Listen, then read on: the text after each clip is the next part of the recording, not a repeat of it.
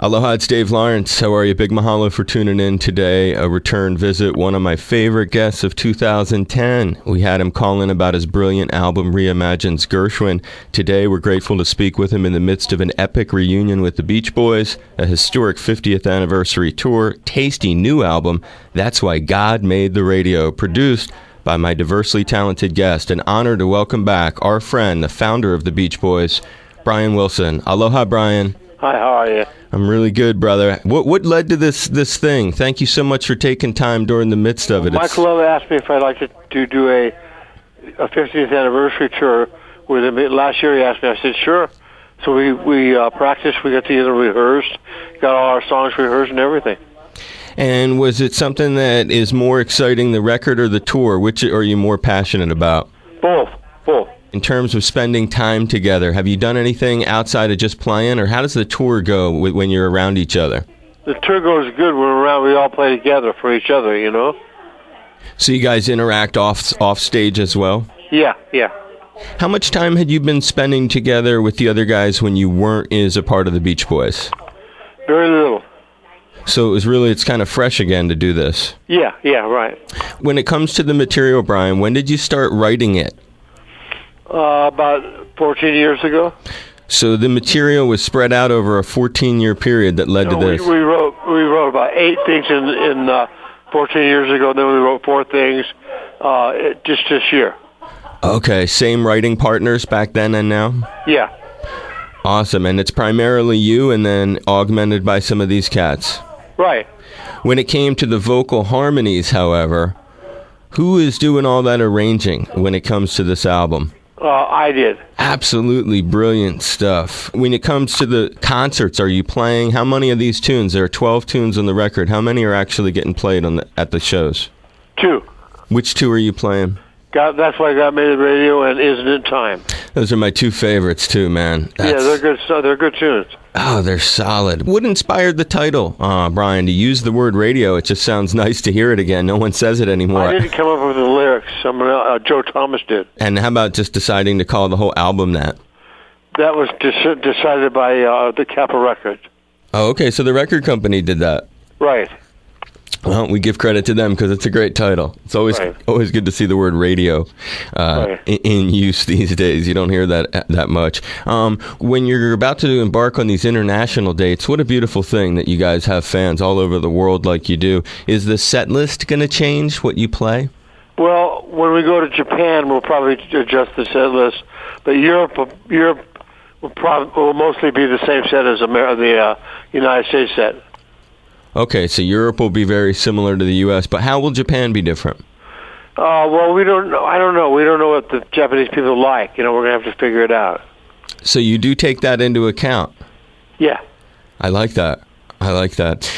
Let's talk about the album. It opens with a short, reflective piece, Think About the Days, and then it almost bookends, Brian, with another reflective one, Summer's Gone. I've been spending a lot of time with the album, and these songs, it made me think, what were the life experiences that inspired these? Well, we're trying to get the fact that the fun's over, summer's gone, now we've got to go back to school, Okay. That's all we meant. That's all that it was in there.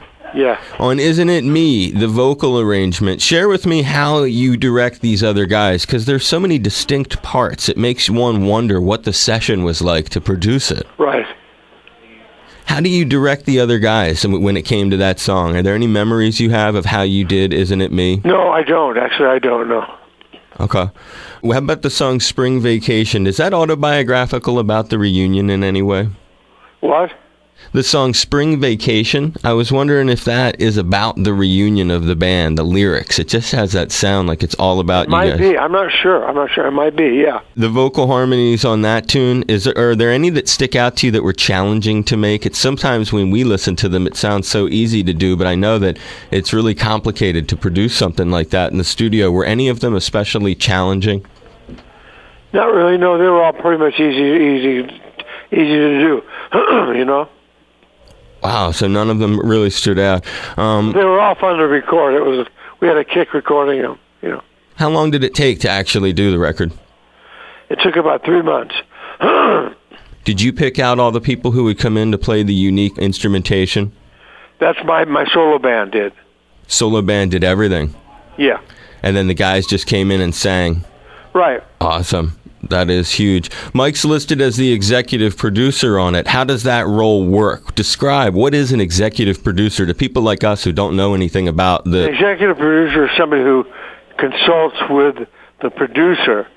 It's more like a team, you know. It's not that the executive producer is any higher than a producer. Sure. It's just somebody that bounces ideas off each other. What do they do on the team? As you describe it like a team, how is what they do different than the producer, I guess? I don't really know. I'm not really sure how to answer that question.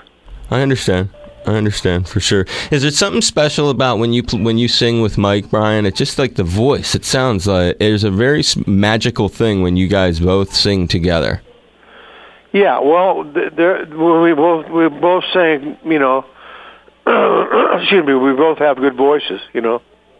Is that all it is? Is there anything special that comes together in terms of the notes? Do you ever have to talk about how it's going to be, or do you just hit it and roll? We just hit it and roll. We just tackle it, you know, and nail it. I love that, my brother. I love that. It just has that distinctive flavor, and it makes you wonder, what is it that it's almost like a magical trick that you pull each time when it comes to the vocals. How about the other guys? Is there ever amount of direction where you have to tell them precisely what you want? Yeah, I had to teach each guy separately, you know, and then we try it all together. But each guy has to be taught separately. Then all five of the guys sing together. So for this record, you worked with each guy separate, and then brought them in. Yeah, and then brought them in together. So each guy was in there with you alone, working out what you wanted. Right. How long of a process does that take when you're one-on-one with them? It takes about an hour and a half. But you only do it once, or you do it over and over? Over and over. And it goes on for weeks, months? Couple months, yeah. With each guy. Was Mike the first? Mike did it. His rendition was fantastic, yeah. When you think about recording all the parts for all these guys on the vocals, are your vocals recorded last, or how many times, where do you fit into the recording? My vocals are recorded same time as theirs. So at the end of the day, there's a lot of live vocal tracks? Right. Okay. Some of these lyrics, From There to Back Again, you wrote those lyrics? What is it called? From There to Back Again? No, I didn't, no. You didn't write that one? I wrote the lyrics to The Private Life of Bill and Sue and Shelter. In Shelter, when I was listening to Shelter, who is that you're talking about? Is there a person you're thinking of in particular with this? No, I just thank God for the shelter from the sunlight and shelter from the cold night, you know? So just in general? Yeah, it's just it's being thankful for you have a thing called shelter. Being grateful. House is shelter. Being grateful for that. Yeah, right. In any way, I dig that. And the other one that you wrote, the Private Life of Bill and Sue, who are those characters? Who are the Bill and Sue? Yeah. Fictitious character. Just picked out some people? I just made the name up, Bill and Sue. Yeah, because when you listen, you almost wonder if those are fill-ins for people in your life or a story that went on in your life. Right, exactly. So those aren't their real names, but it's a real story. Right. I like that. Protecting the innocent. When it comes to these upcoming dates, I see you're coming so close to us, but you don't have any Hawaii dates announced yet. Has there been any talk of bringing that thing to Hawaii? I don't know. There hasn't been yet, no. Would you like to come back here and play? Where's that? I'm in Honolulu, Hawaii. Yeah, that would be might be something to do, yeah. Do you have any fond memories of Hawaii as a connection to surfing and the Beach Boys culture? No, I just used to hang out at the Sheraton Waikiki. You would come to town just to hang out, or when you were playing shows? I just go there to hang out. Wow. What period of your life was that? About 20 years ago. When was the last time you visited? God, I can't remember. I cannot remember. We'd love to have you back. If you come by, I think you get a really receptive audience. Your music just goes well with Hawaii. You know what I mean? It just... Yeah. You think about the Beach Boys. Hey, well, thank you for the interview. I appreciate the time. Thank you so much, Brian. We appreciate it. All right. Bye-bye. Bye.